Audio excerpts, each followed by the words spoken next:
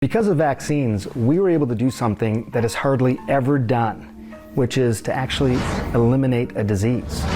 We eliminated measles in the United States in the year 2000. And all of a sudden, everything changed. State of emergency that's been declared as the nation faces one of the worst measles outbreaks in decades. In 2000, about 1% of Oregon kindergartners were not fully vaccinated for philosophical or religious reasons.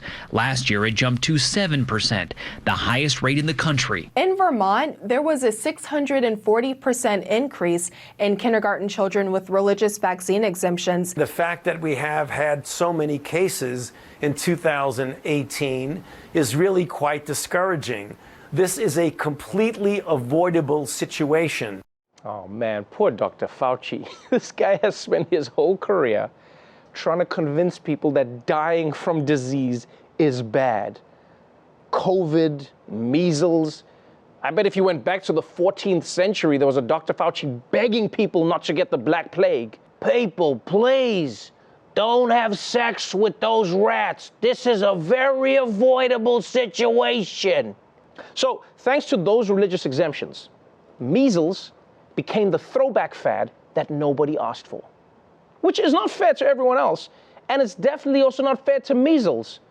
I mean, think about it. Measles has been retired all these years, and then suddenly it has to start working again, and all because kindergartners have philosophical objections to the vaccine. I mean, I'm pretty sure the only philosophy that a kindergartner has is, we should turn on Paw Patrol.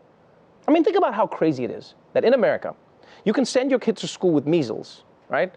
But if they bring peanut butter with them, their little ass is getting thrown out in the snow.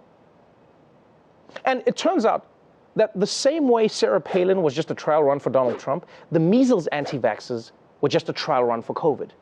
Because now, even more people are seeking religious exemptions from vaccines.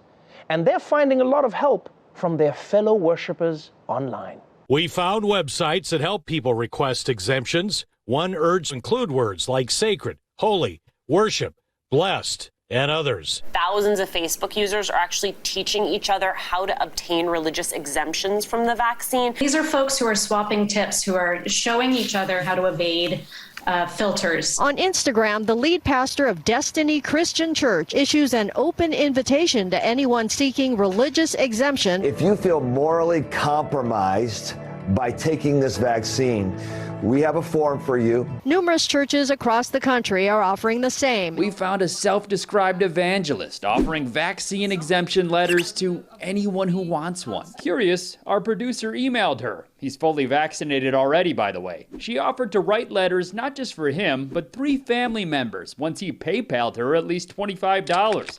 $10 minimum donation for each additional family member after that. This woman says she's a Christian. Our producer is Jewish. No questions asked about religion or medicine or anything. Wow, okay.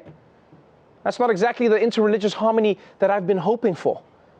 And as shocking as it may seem, I think it's pretty obvious that some religious leaders are going to try to keep people unvaccinated.